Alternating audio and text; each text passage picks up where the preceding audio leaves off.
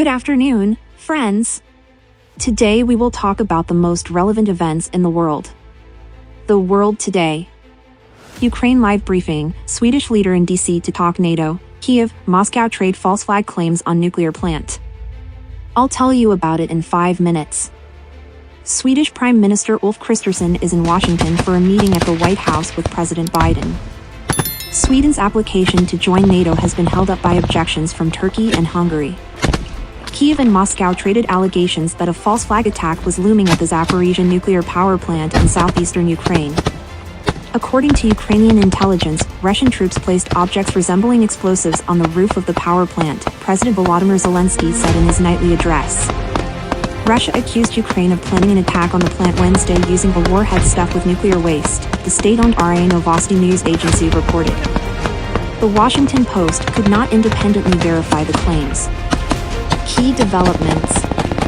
Zelensky denied allegations that Ukraine was planning a false flag attack on the nuclear plant, saying in his nightly address Tuesday that the only source of danger to the Zaporizhzhia nuclear power plant is Russia and no one else.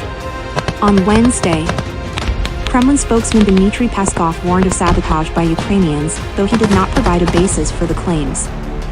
Fighting is ongoing near the plant, where fears of nuclear fallout have heightened in recent weeks. The plant lost connection to its main power line Tuesday morning, forcing it to rely on a recently reinstalled backup power supply, Ukraine's national nuclear operator, Energodom, said on Telegram.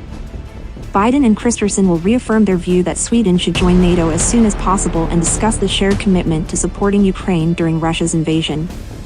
According to a White House statement issued ahead of the meeting, Russian and U.S. officials have had discussions on a potential prisoner swap that could include detained Wall Street Journal reporter Evan Gershkovich, Kremlin spokesman Dmitry Peskov said. Though they don't want them to be discussed in public. Russian officials have previously indicated their willingness to discuss swapping U.S.-held prisoners for Gershkovich. Peskov's comments came a day after the U.S. ambassador to Russia visited Gershkovich in Moscow's Lefortovo prison. The reporter appeared in good health and remains resilient despite the circumstances, the U.S. Embassy said. A Russian investigative journalist and a human rights lawyer were brutally beaten in Russia's Chechnya Republic as they were en route to a high-profile trial Tuesday. A vehicle blocked their car while they were heading from the airport in the Chechen capital to the courthouse to attend the trial of a mother of exiled opposition activists. A group of masked men beat them and threatened to shoot them, according to rights groups and the journalist's employer. Battleground updates.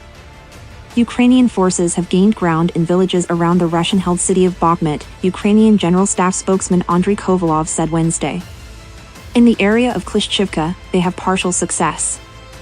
They are entrenching themselves on the achieved lines, Kovalov said in the staff's daily update. Renewed attention on 2 high-ranking generals in Russia's military after the Wagner rebellion shows how the failed mutiny worsened existing fault lines within Russia's national security community. The British Defense Ministry said. Gen Sergei Surovikin and Col Gen Yunusbek Yevgorov have withdrawn from public view since the mutiny, the ministry said. Surovikin had good relations with Wagner chief Yevgeny Prigozhin, and Yevgorov was seen talking to Prigozhin when Wagner forces took over the military headquarters in Rostov-on-Don. The Post has reported.